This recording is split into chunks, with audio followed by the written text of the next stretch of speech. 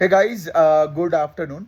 सो अभी तो आप सबको पता ही है कि क्वार्टर 4 का अर्निंग सीजन चालू हो ही गया है एंड ऑलरेडी कुछ कुछ कंपनीज का लाइक फुल रिजल्ट्स आ ही रहा है। जैसे आपने देखा होगा टीसीएस का रिजल्ट आ गया, आनंद राठी का रिजल्ट आ गई एंड ऐसे बहुत सारे कंपनीज के across the financial and non financial space जिनका ऑलरेडी क्वार्टर 4 में बिजनेस अपडेट आ गया है और उनका भी आगे जाके पूरा पूरा पूरा Q4 का पूरा इनकम स्टेटमेंट, और इस बार तो सिंस ये Q4 है तो आपको बैलेंस शीट और कैश फ्लो स्टेटमेंट में मिलेगा एंड देन ऑफ कोर्स पूरा FY24 का नंबर्स भी दिखने लगेगा where you can compare it to FY23 so on and so fourth.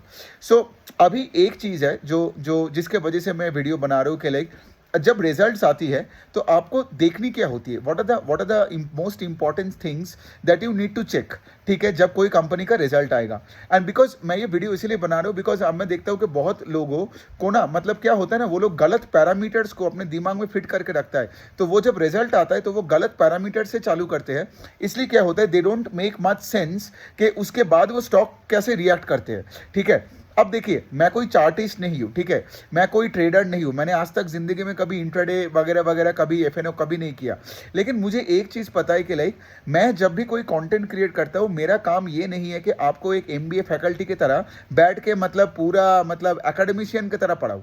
ठीक है, मेरा काम है आपको सिखाना कि कैसे प्रैक्टिकली इन्वेस्ट किए जाते हैं और शेयर बाजार कैसे काम करते हैं। ठीक है, तो अगर आपको वो वाली बात समझ में आ गई जो मैं इस वीडियो में डिस्कस करूंगा तो आपका ही जिंदगी बहुत आसान बनने वाली है।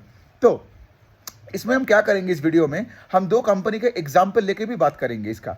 तो ये है कि जब कोई कंपनी का रिजल्ट आएगा आपको सबसे पहले देखना है कि सेल्स का ग्रोथ क्या आ रहा है। ठीक है, अब देखिए जब कोई कंपनी का रिजल्ट आती है तो क्या होता है, पहले एक इनकम स्टेटमेंट आती है, उसमें आप देखते हो कि आपका सेल्स का ग्रोथ क्या है, फिर आप देखते हो कि उसके बाद उसका मार्जिन एक्सपेंशन हुआ है कि नहीं, और नीचे आप देखते हो कि प्रॉफिट्स का ग्रोथ कितना है और आपका और आपका ईपीएस का ग्रोथ कितना है। Correct, sorry. सो लेकिन इन सब पैरामीटर्स में सबसे इंपॉर्टेंट है आपका सेल्स का ग्रोथ। समझिए क्यों। आज अगर आपके कंपनी का सेल्स का ग्रोथ नहीं है और लेट से आपका प्रॉफिट का ग्रोथ दिखा रहा है, मतलब क्या कि वो सेल्स का ग्रोथ नहीं है, मतलब प्रॉफिट का ग्रोथ कैसे आया बताइए। May be because raw material prices घटा है, मे बी बिकॉज वो एम्प्लॉय कॉस्ट को घटा रहा है, मे बी बिकॉज से उनका एडवर्टीजमेंट खर्चा या कोई और खर्चा बचा के उन्होंने दिखाया है। But do you really feel कि उनका प्रॉफिट का ग्रोथ कैन कंटिन्यू अगर कंपनी का सेल्स का ग्रोथ हुआ ही नहीं, राइट? मतलब अगर सपोज पहले साल भी 100 रुपये और इस साल भी आपका 100 रुपये का सेल्स हुआ है तो मतलब ग्रोथ इन सेल्स इज 0%। लेकिन सोचो पहले साल में 20 रुपये का प्रॉफिट था और इस बार दिखा रहे 40 रुपये का प्रॉफिट। तो क्या होता है, ट्विटर में बहुत लोग आके सेलिब्रेट करने लगता है कि ईपीएस डबल हो गया, प्रॉफिट डबल हो गया। लेकिन ये सेलिब्रेशन की बात नहीं है, क्योंकि सोचिए अगर अगले साल भी आपका 100 रुपये का ही सेल होता है तो क्या 40 रुपये से 80 रुपये का प्रॉफिट होगा? पॉसिबल ही नहीं है, बिकॉज आफ्टर अ पॉइंट आप कब तक खर्चा बचाओगे, है ना?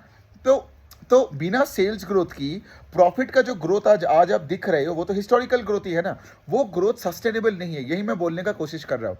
दूसरे साइड में मैं अगर एक कंपनी को देखूँ जो जो अपना सेल्स ग्रोथ को बढ़ा रहा है तो उसको मैं ज़्यादा प्रेफर करूँगा। क्यों?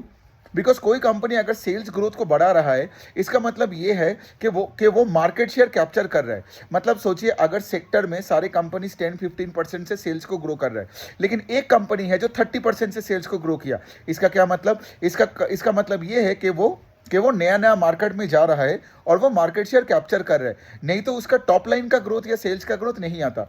ठीक है, अब आप बोलोगे मुझे ऐसा सिचुएशन भी हो सकता है कि सर के लिए सेल्स ग्रोथ आया लेकिन लेट से फॉर एग्जांपल प्रॉफिट ग्रोथ उस लेवल पे नहीं आया, मतलब सेल्स ग्रोथ 30% है और लेट से प्रॉफिट ग्रोथ आया 10%। I would still prefer this kind of a situation than a situation where sales growth नहीं और प्रॉफिट ग्रोथ बहुत ज़्यादा है। क्यों, मैं आपको बता रहा हूँ। सोचिए अगर आपका बिजनेस बहुत छोटा है और आप नया नया जोग्राफीज में जा रहे हो, नया नया दुकानें खोल रहे हो, नया नया ब्रांचेस खोल रहे हो, नया नया मैन्युफैक्चरिंग प्लांट्स खोल रहे हो, तो आपका सेल्स ग्रोथ तो तगड़ा हो रहा है, करेक्ट? लेकिन सोचो सिंस आपका बिजनेस छोटा है आपका तो प्रॉफिट्स उस दिन छोटा है, करेक्ट? तो क्या होता है ना, उस कंपनी को उस दिन में ज्यादा पैसा तो नहीं मिलता है, करेक्ट? तो जो भी उनका प्रॉफिट्स होता है वो क्या करते हैं, वो बिजनेस में डाल देता है, करेक्ट? फिर वो एडवर्टीजमेंट में खर्चा करते हैं, फिर लेट से वो अपने अपने अपने बहुत ऐसे जगह में जैसे वो केपेक्स में खर्चा करते हैं, नया मैन पावर लाते हैं, मतलब लोगों को सैलरी मतलब बढ़ाना पड़ता है, नया लोगों को हायरिंग करना पड़ता है, बिकॉज बिजनेस ग्रो कर रहा है, करेक्ट? तो इससे क्या होता है, आपके कॉस्ट पे कंट्रोल नहीं होता है कंपनी का, तो इसीलिए क्या है आपका एक्सपेंस का ग्रोथ मतलब क्या होता है, बढ़ते जाता है, right. As a result of which क्या है कि आपका लेट से देखोगे पैट का ग्रोथ सेल्स के ग्रोथ के बराबर नहीं है। लेकिन ऐसे सिचुएशन में भी I would prefer this kind of companies. क्यों? बिकॉज एटलीस्ट वो नया कुछ कर रहा है और नया जगह में जा रहा है, वो ग्रो कर रहा है। जो कंपनी ग्रो ही नहीं कर रहा है और एग्जिस्टिंग बेस में सिर्फ खर्चा बचा रहा है, उस स्टॉक का कभी पैसा नहीं बनता है शेयर होल्डर्स के लिए। और अगर बना भी ना तो वही वो डिविडेंड देता, मतलब बना इन द सेंस, मतलब आप देखोगे जिस कंपनीज का सेल्स ग्रोथ नहीं है ना, वही ज़्यादा डिविडेंड देता है, वही ज़्यादा बाईबैक करते हैं। लेकिन जो कंपनी सेल्स का ग्रो कर रहा है वो तो अपने सारे पैसे इन्वेंटरी में डाल रहा है, सारे पैसे ही आपका फिक्स कॉस्ट में डाल रहा है, नया प्लांट्स खोलने में डाल रहा है, एम्प्लॉयज़ हायरिंग करने में डाल रहा है, जैसे मैं बोला। तो डिविडेंड देने के लिए उनके पास हार्डली कोई पैसा होगा, है ना। तो but then having said that, अगर मुझे स्टॉक मार्केट में ग्रोथ चाहिए, ठीक है, तो उसके लिए मुझे टॉप लाइन को प्रायोरिटी देना पड़ेगा ओवर बॉटम लाइन। तो आई होप ये थ्योरी समझ में आ गया। अब दोनों कंपनी का मैं एग्जांपल लेके बात करता हूँ, अब फिर उसके बाद दोनों स्टॉक को भी आप देख सकते हो कि उनका अपडेट के बाद वो स्टॉक कहाँ हुआ। इससे क्या होगा, आपको समझ में आ जाएगा कि मार्केट कैसे काम करती है। पहले हम बात करते हैं टीसीएस के, ठीक है। सो टीसीएस अगर आप देखोगे, टीसीएस का सेल्स ग्रोथ हुआ 2%, 2 या 3% से उनका सेल्स का ग्रोथ हुआ। अब 2% का सेल्स ग्रोथ मतलब सेल्स ग्रो किया ही नहीं। लेकिन अब देखोगे टीसीएस का profit after tax grew I think 12 to 14%, right. क्यों? बिकॉज इन्होंने अपने कॉस्ट कंट्रोलिंग ढंग से किया, राइट, मैन पावर को ढंग से कंट्रोल किया, और इसके वजह से क्या हुआ, इनका मार्जिन्स का थोड़ा एक्सपेंशन हुआ। ऑफ कोर्स मार्जिन एक्सपेंशन हुआ तभी तो आपका प्रॉफिट का ग्रोथ सेल्स का ग्रोथ से ज्यादा ही है, राइट। लेकिन सिंस सेल्स ग्रोथ नहीं हुआ, मतलब क्या, टीसीएस जहां था लास्ट ईयर आज वही के वही पड़ा है। सिर्फ वो अपना एफिशिएंसी को थोड़ा बहुत चेंजेस करके, क्योंकि देखिए इतना बड़ा कंपनी है, मैं टीसीएस को ब्लेम नहीं कर रहा हूँ, 6-6.5 लाख का एम्प्लॉय का बेस है, 150 कंट्रीज में टीसीएस है, तो टीसीएस को ग्रो करना इज वेरी डिफिकल्ट। सो इसीलिए टीसीएस क्या कर रहा है हमेशा ना, अपने शेयर होल्डर्स को, मतलब अगर आपको बेनिफिट्स देना ही है तो कॉस्ट कंट्रोल करके, ये करके, वो करके करना है। लेकिन इससे क्या होगा, आपके कंपनी अगर तो ग्रोथ नहीं है ना उस लेवल पे, और अगर ग्रोथ नहीं है तो बड़ा पैसा कभी नहीं बनेगा शेयर होल्डर्स को। तो इसीलिए आप देखो कि टीसीएस हमेशा बाईबैक और डिविडेंड, ये दोनों भी अपना मेंशन किया है कि हमने इतने बार डिविडेंड दिया, इतने बार हमने बाईबैक्स किया, सो ऑन एंड सो फोर्थ। और अगर आप टीसीएस के स्टॉक को देखोगे, जब से उसका अपडेट आया है 4000 के आसपास का स्टॉक था, अभी वो 3800 में आ गया। तो देखिए चार्ट ऊपर नीचे करता ही रहता है, ठीक है, मतलब मैं भी चार्ट के साथ उतना कभी भी लिंक्ड नहीं होता हूं। लेकिन आपने एक चीज ऑब्जर्व की हो कि टीसीएस का जब से वो रिजल्ट आया है उसके बाद से स्टॉक चला नहीं। मतलब मार्केट को भी एक चीज पता है कि जब तक सेल्स ग्रोथ नहीं हो रहा है ना, आप बाकी कुछ भी कर लो, इनकम स्टेटमेंट में मार्जिन बढ़ा लो, ईपीएस बढ़ा लो, कुछ भी कर लो, सेल्स ग्रोथ नहीं है तो आगे जाके ये ईपीएस ग्रोथ भी रुक जाएगा। तो मार्केट को ये पता है, यही मैं चाहता हूं कि आप सीखो। क्योंकि बहुत लोग, जैसे मैं बताया ट्विटर में, मेरे को आके बताता है कि इस कंपनी का तो इतना प्रॉफिट ग्रोथ हुआ। अरे प्रॉफिट ग्रोथ से क्या फायदा अगर सेल्स ग्रोथ ही नहीं होता है। दूसरे एग्जांपल में देना चाहता हूं सेनको गोल्ड का, ठीक है। सेनको गोल्ड ज्वेलरी स्पेस में एक retail consumer business jewellery company है, ठीक है। उनका Q4 में उनका पूरे इनकम स्टेटमेंट भी आया नहीं है, सिर्फ बिजनेस अपडेट्स का बात कर रहा हूं, ठीक है। तो सेनको गोल्ड जो पहले 24-25% से सेल्स का ग्रोथ करता था, उसका इस बार का बिजनेस अपडेट में आया that their sales growth has been 39% Q O Y level पे इन Q4। मतलब क्या, मतलब पहले जो 24% से ग्रो करने वाला कंपनी अभी ऑलमोस्ट 40% से ग्रो कर रहा है। मतलब यहां पे उनका जो पेस ऑफ, मतलब यहां पे जो पेस ऑफ सेल्स ग्रोथ है वो बढ़ गया है। मतलब 24% वाला कंपनी अभी 40% से ग्रो कर रहा है।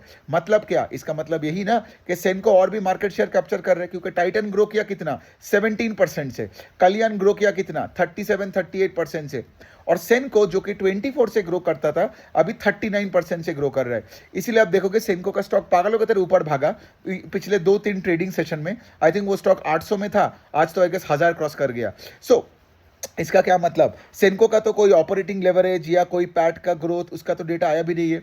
तो मार्केट हमेशा रिएक्ट करता है सेल्स ग्रोथ से, यही मैं बोलने का कोशिश कर रहा हूं।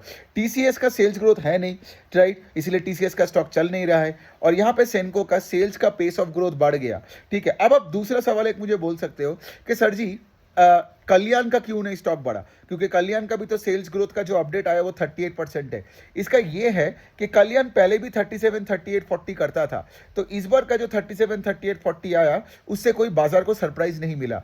पॉजिटिव सरप्राइज बाजार को तब मिलता है ना जब पेस ऑफ सेल्स ग्रोथ बढ़ता है। सी मैं का टर्म क्या यूज कर रहा हूं, पेस ऑफ सेल्स ग्रोथ, मतलब 24% से पहले सेनको ग्रो करता था, ठीक है, वो था उसका पेस, पहले का पेस। लेकिन अभी कितना पेस हुआ उसका ग्रोथ का, 39। So the pace changed from 24 to 39। ये पेस का जो चेंज हुआ, ये चेंज वॉज पॉजिटिव ना, बिकॉज 39 इज मोर देन 24, तो ये एक पॉजिटिव सरप्राइज होता है, स्टॉक का री रेटिंग होती है। तो वही हो रहा है सेंको में।